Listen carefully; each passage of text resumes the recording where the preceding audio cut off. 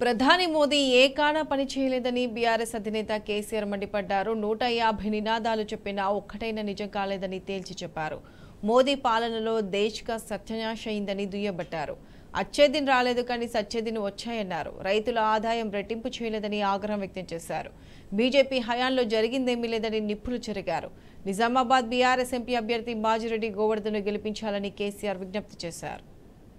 ఇక్కడ మీ దగ్గర నిజామాబాద్లో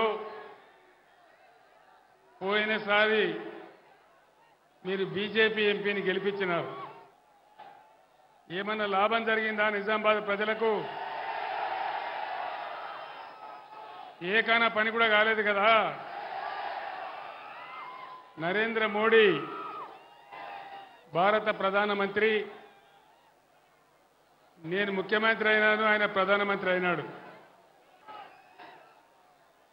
నరేంద్ర మోడీ ప్రధానమంత్రి అయ్యే ముందు, ప్రధానమంత్రి అయిన తర్వాత ఒక 150 నినాదాలు చెప్పినాడు. 150 నినాదాలు ఒక్కటన్నా నిజమైందా? సబ్కా సాత్ సబ్కా వికాస్ అయ్యిందా? సబ్కా సాత్ సబ్కా వికాస్ కాలేదు కానీ దేశ్ సత్యానాశ అయిపోయింది. మేక్ ఇన్ ఇండియా ఏదైనా వచ్చిందా? మేక్ ఇన్ ఇండియాలో డిజిటల్ ఇండియా ఏమైనా వచ్చిందా? బేటీ పడావో బేటీ బచావో ఎక్కడైనా కనబడుతున్నదా? రోజు దేశంలో మహిళల మీద అత్యాచారాలే తప్ప ఎక్కడైనా బేటీ పడావో ఉందా? బేటీకి రక్షణ ఉందా నరేంద్ర మోడీ రాజ్యంలో? నరేంద్ర మోడీ చాలా గొప్పగా చెప్పినాడు, అచ్చే దిన్ లాయింగే. అచ్చే దిన్ వచ్చిందా? అచ్చే దిన్ రాలే కాదు కానీ సచ్చే దిన్ మాత్రం వచ్చింది. పెట్రోల్ ధరలు, డీజిల్ ధరలు ఆకాశాన్ని అంటిపోయి జీఎస్టీల మీద జీఎస్టీలు పెరిగి మనకు సచ్చే దిన్ వచ్చింది తప్ప అచ్చే దిన్ రాలే. రైతుల ఆదాయం రెట్టింపు చేస్తానని నరేంద్ర మోడీ అయ్యిందా? అయిందా అన్న? రైతుల ఆదాయం రెట్టింపు అయిందా? కాలేదు కదా. వికసిత్ భారత్ అయిందా? జన్ ధన్ యోజన ఏమైనా లాభమైందా? ఏకైనా లాభమైందా? మీకు నిజామాబాద్లోకైతే పైసలు వచ్చినాయట నాకు తెలిసింది. లేలే ఇనుంది వినాలే. అప్పుడేమో నరేంద్ర మోడీ నేను ప్రధానమంత్రి అయితే ఇంటికి 15 లక్షలు ఇస్తాడు. ఇను వినాలే. నిజామాబాద్లో బీజేపీ ఎంపీ ఉన్నాడు కాబట్టి మీకు 30 లక్షలు వచ్చినాయట. వచ్చినాయా? 15 లక్షలు వచ్చినాయా? పోనీ 15 లేదు, పాసు లేదు, అంతా ఉట్టిదే గ్యాసు, అంతే కదా.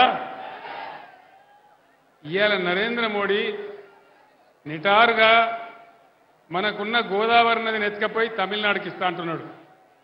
అట్లే చూద్దామా? కొట్లాడదామా? యుద్ధం చేద్దామా? మన గోదావరి మనకే ఉండాలన్నా? మన గోదావరి మనకే ఉండాలి. ఆ నది మీద నీళ్ల హక్కు ఉండాలి అంటే నిజామాబాద్ పులిబిడ్డ బాజిరెడ్డి గోవర్ధన్ గెలవాలి. ఈ గ్యాస్ గాళ్ళు గెలిస్తే వచ్చేది ఏం లేదు. తాకులాటలు పెట్టించడు తప్ప, పగలు పెట్టించడు తప్ప ఈ గ్యాస్ కంపెనీలు గెలిస్తే వచ్చేది ఏమీ లేదు. ఉన్న గోదావరి ఊసిపోతుంది.